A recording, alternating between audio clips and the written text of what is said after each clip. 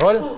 Magandang umaga, East Asia! Magandang tanghali, classmate! At magandang gabi, mga ka-heartbeat! Ito po ang programa para sa mga mangmang, utak biya na nanonood ng makabuluhang balita pero hindi naman nakakaintindi at update lang na update sa showbiz ang inaabangan. Welcome sa #1 news and commentary program na masarap panoorin habang umeebak ng tubol. Walang kukontra sa... Kontrabando!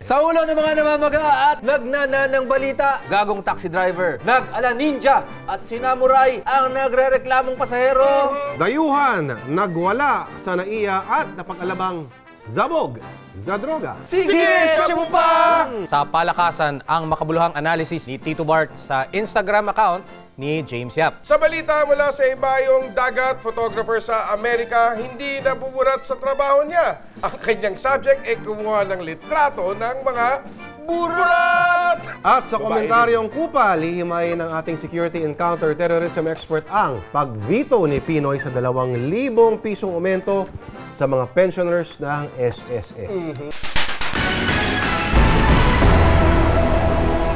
Hindi lahat ng taxi driver ay kupal. Ang ilan, ninja! Bakit? Kaya lang ng isang ito na nakipagtalo sa pasahero at naglabas ng katana. Narito ang report. Mga galos sa braso at napunit na pantalon ang tinamo ng lalaking ito na kailangang i-blur ang pagmumuka. Pero hindi niya nakalaban si Wolverine. Ang nakasagupa niya, isang bayabas na taxi driver. Nagtalo raw ang dalawa dahil sa hindi pagkakasundo sa ruta mula UP Village patungo sa ng Project 4. O tapos, ano nangyari? Nagalit siya. Sabi ko, ba't ka nagagalit? Sabi niya, bumaba ka kayo, bayaran mo ako. Squatter. Dala ko yung anak ko. Hindi pwedeng bumaba ako ng ganun. O tapos, Sabi siya, dadalhin kita sa pulis. Ito, sige, diretso tayo sa pulis. pero bago pa pumunta sa presinto, bumaba ang dalawa sa taxi. Ang driver biglang bumunot ng samurai sword at umatake. Samurai X! Ikaw ba yan? Dito na nagkasugat-sugat ang braso ni kuya. Mabuti na lang daw at naagaw niya ang katana at binali ito. Na, Lito Lapid, ikaw ba yan? Kinabukasan, nagharap-harap sa LTFRB si Kuya at ang kumag na driver na kinilalang si Sensei Manuel Publico ng Sanggalang Taxi. Ikaw po yung Hindi, bumaba, ang tanong ko po, tingnan mo po muna po ako. Hindi, ito lang po muna tanong. Hindi, ikaw, magbayad ka muna. Itinanggi ni Publico na may dala siyang espada. Hindi ko alam kung wala akong kinukuha na sa taxi. Talagang nagsisinungaling po yun. Giit pa niya, siya pa ang biktima. Ay, wow! Brad na yung ano yun, Brad yung tawag niya sa akin eh. Doon ako ninervyos na ako. It's a fact! Maraming kupal na taxi driver. Umaksyon! Ramon Bautista, News 5, Kontrabando. Hindi maraming kupal na taxi driver, maraming ninja na taxi driver. Maraming ninja na taxi driver. Rurouni Kenshin. Maraming ang kupal na taxi driver, pero hindi naman lahat. Ito, tignan mo Tulad nitong isang nag-viral nung nakarang linggo, talagang nung binasa ko, naging heartwarming para sa akin dahil ang dalang na ng mga katulad niya. Pero sa bawat isang ganyan, may isa pang ganito. At ito pa, Yan. Kaya... sa makatuwid, maraming ang kupal na taxi driver. Kaya nga, pero Hindi naman lahat. Hindi lahat. Ugat pa rin yan ng kahirapan. Hindi, kupal lang talaga. Marami Kupal naman lang. mahirap na hindi kupal eh. Kabagay. singtayog naman ng lipad ng mga eroplano ang trip ng isang foreigner sa NAIA. Feeling niya, siya si Superman matapos tumira ng shabu. Read my lips. Sige, shabu pa! Narito ang report. Naghuhuramentado ang Qatari na ito sa departure area ng NAIA 1. Naubos na kaya ang pasensya niya sa sobrang kagandahan at kaginhawaan ng worst airport in the world? Gusto ng lalaki tumalon mula sa ledge. Mabuti na lang at napigilan siya ng mga otoridad. Kinilala ang Qatari na si Saud Salman Al Thani 28 anyos. Dumating siya sa bansa noong December 31 para magbakasyon. Second time na raw niya sa ating bansa. Pero ngayon, ang pinaglalaban niya, bigyan siya ng tiket para makauwi sa Qatar. Ano ka? Birthday? Sinubukan siyang bitbitin ng mga pulis para maimbestigahan pero nagpumiglas pa ito. Nasubsob siya, napakapit din. So napagbuno silang dalawang ng pulis. Yan tuloy, napunit ang uniform ni Sir. Magkano nga ba ang patahi ngayon? Inamin ni Altani na gumamit siya ng ipinagbabawal na gamot. Surprise! Surprise! I took ice, shabu. Sige, shabu pa! Ang dahilan daw ng kanyang tangkang pagtalon, I'm gonna die here. Sorry? I'm gonna die here. That's what's gonna happen. sa huli, humingi siya ng tawad. Ika nga ng bagong idol nating lahat na si Justin Bieber, is it too late now to say sorry? Tuloy pa rin ang mga kaso laban kay Altani. Yan ay kumapagkasa siya ng mga parak sa police car. Sa gitna na lang ninyo. Maksyon, R.E. Rivera, News 5, Kontrabando. Qatari royalty pala tong mamang to. Maraming pera. Naubos niya kaya lahat yun sa shabu? Oh, yung shabu dito sa Pilipinas, world class. World class. World ano? class. Iba yung item ngayon, no? Parang gusto mo. Pinoy may papatay pride. sa'yo. Pinoy Pero pride. tinan mo, tawag niya ice. Ang social. Ice. Pero siguro, Ice hindi, ba tayo dyan? hindi siguro napunit yung uniform ni Sir kung meron siya meron tayong guest. Dahil gun ban ngayon, Gan ba Ay, niya? naku. Pwede na yung batuta. Sir, tawagin natin yung ating inventor na si Felicito Plaza. Palakbakan tayo. Ayan. Pinoy pride. Ito ang totoong Pinoy pride. Kasama to sa, di ba sir, member din kayo ng Filipino Inventor Society? sama. Okay. Upo kayo, sir. Upo muna po kayo muna dito. Okay. Ayan. Ano po bang nangyayari dito, sir? Itong ating na-invention, para panlaban ito ng mga magdanakaw, mga hold-upper, snatcher, batuta ito. Ordinaryong batuta lang naman to. Ay, ito, may kasama ito na kuryente. Oriente. Yun. 2-in-1, bali. Tapos, kung halimbawa madilim, ilawan mo. 3-in-1 pala. Oo. So, pag na-corner mo na, tusukin mo na diretso. Tusukin mo na. Pwede mo namang... Baka may kilala din ako yung batuta niya, may nakukuryente din eh. Kapag kino-corner niya, tinutusok niya eh. Ay, iba na batuta yun. Ano pong tawag niya sa batuta ngayon? Dito? Stand gun, tawag ay stand gun. Stand gun na batuta. Ang pangalan nito ay arm guard. Ito, American size. American Ito naman nung hawak ko, ano naman to? Filipino size. Sa kanya. Pag pinalo ito sa tao, Patay. mabali, babayaran ko ng 100,000. Aba! Aba! may guarantee, may guarantee. Guarantee. Sa guarantee na ito ng 1 year. Itong ating mga electronics sa loob, garantisado ko ng 6 months. Tawagin natin yung ating resident, security oo. and counter-terrorism expert para may kumpara natin yung mga batuta nila. Ang So, batuta yung mo na yan- flashlight at saka yung batuta pinag-isa. Oh, may tear gas ka pa. Huwag na yan, tear gas, kasi may pangkuryente ka na. Mr. Plaza, pwede po bang bilihin yan ng mga civilian o baka mga security guard lang? Pwede civilian kasi pang kwan itong halimbawa. Halimbawa, kasakay ka ng taxi. Tagsaya sa Tapos taxi. sinamuray ka. Pwede to. Pwede mong birahin ng agad ng Magkano ho yan? Yung mahaba? 3,000 ito. Yung Filipino size po. Ito, 2.5. 2,500 lang ito. 2.5. Pwede sa handbag ng mga babae po pwede, yan. pwede. Paano pag nabasa po? Maulanan lang ito, hindi masisira. Kasi mayroon takip. cover. Kasi ito lang ang pinoprotektahan itong charger. Gano'n ho ba katagal i-charge yan? Mga 1 hour to 2 hours. Tapos sa kahit anong outlet mo, pwede i-charge yan. 220. Sa isang charge po, mga ilang tao na po pwede nyo kuryentehin dyan? Siguro mga 10 na, 20. Ah, ganon? Okay, maraming salamat po, Mr. Plaza. Ayan, Maraming palakpakan salamat natin. po. Okay, simulan na natin ang pagpapashower ng Forever kasama ang nag-iisang eksperto ng paasa. Ulat panahon na wala sa panahon, kasama si Hipag Bea.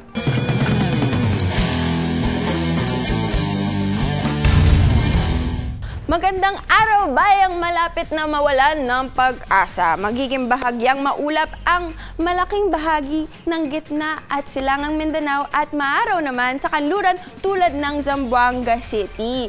Que tiene un buen día! Sa Visayas naman, mas maaraw na panahon naman ang sasalubong sa ikatlong linggo ng 2016. Maayong adlaw sa inyo! Woo! makakaranas ng maulap na panahon ang malaking bahagi ng Luzon na may kasamang manakanakang ulan, pagkulog at pagkidlat. Naimbag nga aldaw kada kayo amin! Steady naman ang panahon this week kaya wag nang papatay-patay kilos na. Wag nang maghintay ng TRO laban sa katamaran mula sa Supreme Court, okay?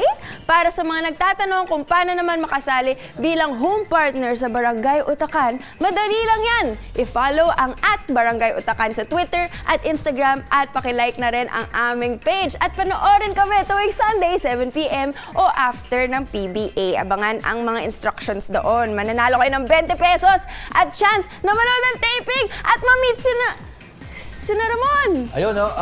Binabati ko yung mga international followers ng Kontrabando. Ito si Marlon De Lima, at si Boss Chet Go na mga taga New York yan. Wow! Saka si 3D, saka yung mga homies niya, mga kilabot ng Costco from LA. Mark Mulak, saka mga barkada niyang Bigotilio sa Saudi Arabia. Tsaka si Michael Angelo Garcia Santos ng Facebook. Naku, may crush sa'yo yung Bea. Wow! Hello! Hiya ako bigla. Ano yung mga hashtag? Ayan, huwag niyo kalimutan gamitin yung hashtag Barangay Utakan para mapansin namin kayo, okay? Kita-kita na lang sa social media. Back to yung mga bias na bayaw. O doon, balik ka na. Balitang pampalakasan naman tayo mula sa eksperto sa paghigop ng takas ng lakas. Pero bago ang lahat, news brief muna tayo. Eleksyon Ganban, ipinagbabawal ang kargada. Balitang pampalakasan naman tayo mula sa eksperto sa paghigop ng lakas at makabuluhang pagsalsal ng sports news. Wala lang pala live script natin. Iba na ngayon, ano? Desperaduhan na. Eto na si Mark para sa kanyang sports segment na Balls!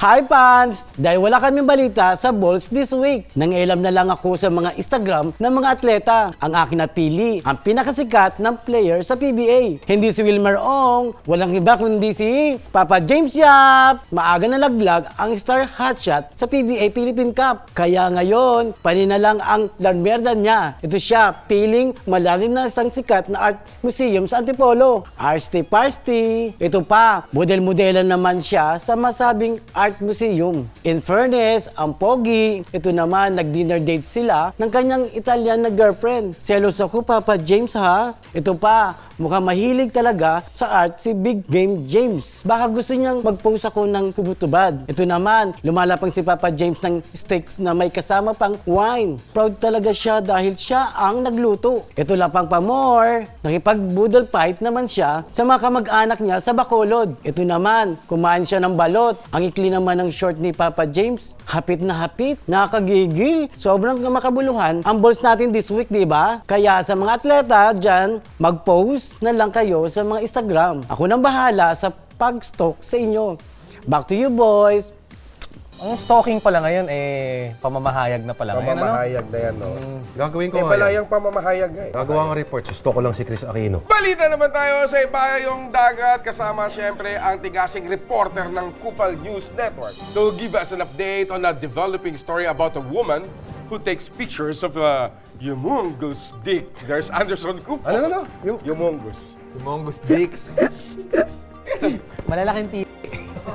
Sige. Titigraper ang tawag niya. Titigraper. Patignan na natin yan. What's up, cocksuckers? I'm your foreign news correspondent, Anderson Kupal. I'm here in New York to tell you about a very hard profession. As in really hard. This woman's job is to take professional photos of penises. You heard that right. She's a professional dick photographer. How I wished I could also do the same. The woman Suraya Dolbas is pretty hot too, just like me. But anyway, these are not just ordinary dick pictures. The penises get dressed in various cute costumes. See that? There's even a Michael Jackson one. What a dick. Small penis, big penis, hairy finish, it doesn't matter. As long as the finish is firm about the decision, no problem. The woman just started 2 years ago. She says she got inspired by all the ugly cock pictures sent to her by tasteless men. So she thought long and hard. In the end, she realized she wants to make finishes look beautiful. Now that's a dick move.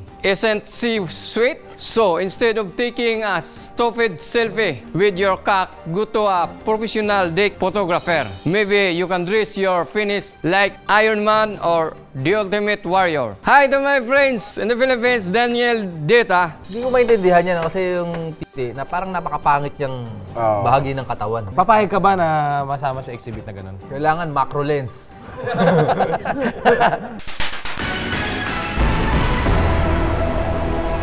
Okay, 1, 2, 3, 4, 5, 6, 7, 8, 9, 10. Ito na, ang earth-shattering, ng top 5 sa linggong ito. Sa numero 5, ang cupcake making skills ni Senadora Grace Poe. Saan tayo, ha? From the outside. From the outside, going to the inside. There! Yan. Ako, wala na, pumalpak na. Ayoko nang sirain pa yung iba. Thank you very much, Senator. Paki-edit na lang yung kunan nyo, kanyari ito yung ginawa ko. Buti na lang blue yung icing. Uy, Kung ibang kulay kulay. brown yun. Eh kaya nga nag-senadora siya, hindi siya nag-pastry chef. Sa numero 4, suriin natin kung paano magsuot ng medalya si Secretary Marohat.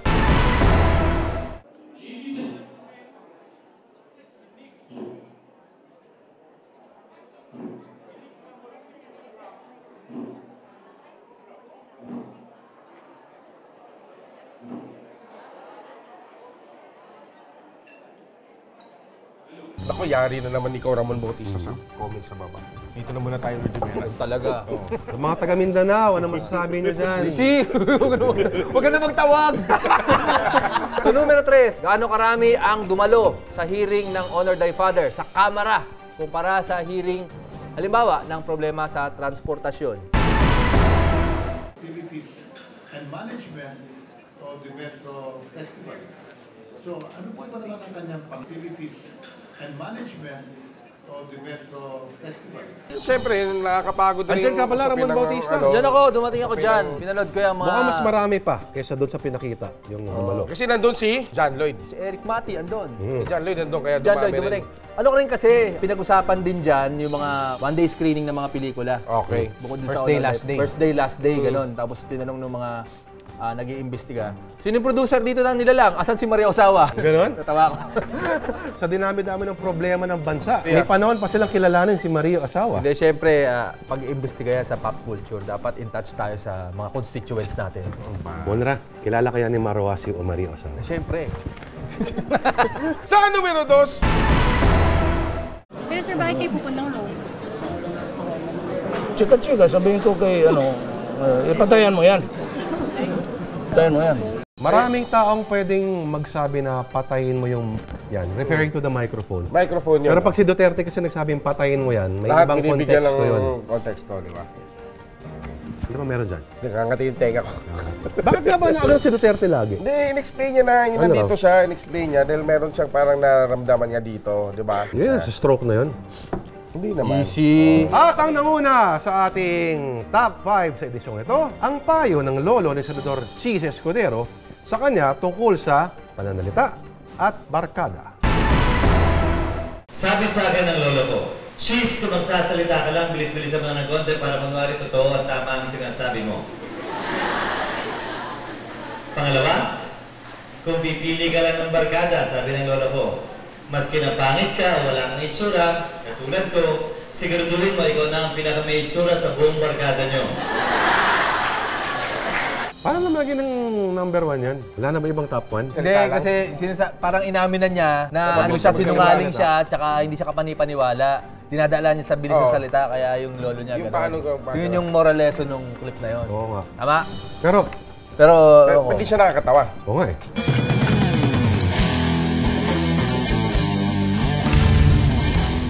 Ako po, Senyoroso Kupal. Kupal ang apelyido, hindi ang ugali. Hindi gaya ng nangyayaring kakupalan ngayon sa SSS. Okay sa usapin ng pagtaas ng pensyon. Ipagpalagay na natin na nagkamali ang mga mambabatas at mali rin ang presidente. Ang talo pa rin dito ay ang taong bayan. Ang hindi ko lang matanggap ay ang ugali ng administrasyong ito. Hindi pwedeng napaka-negatibo. Bakit? Pag-usapan kung ano ang pwedeng gawin. Tapos sa dulo ng fiscal year, ipagmalaki ng mga pinuno natin na milyon-milyon ang matipid nila. Kung totoong kulang nga ang pundo at malulugi ang SSS, unang tanong, bakit lugi? Sino ang pumalpak sa pangungulikta ng kontribusyon? Hindi ba pwedeng ayusin ang proseso ng koleksyon hanggang sa taong 2027? Refleksyon lang ito na hindi siguro ginagawa ng SSS ang trabaho nila. Sa dinami-dami ng mga komisyoner ng mga BP ng SSS na milyon-milyon ang mga bonus, bakit bibigyan ng bonus kung hindi nila ginagawa ang mga trabaho nila? Yung isa dito, si Elisa Antonino, nakatanggap ng halos 6 na milyong bonus. Si Antonino ay 33 anyos lang. Dati siyang Chief of Staff ni Marujas nung senador pa at may-ari ng tindahan ng mamahaling hamburger na hindi naman masarap. Huwag na kayong magulat. Karamihan naman sa nasa board ng SSS ay appointed ng President. Halos lahat ng yan ay nakaupo rin sa mga board ng iba-ibang malalaking korporasyon tulad ng Ayala at PLDT. At malamang barya lang ang mga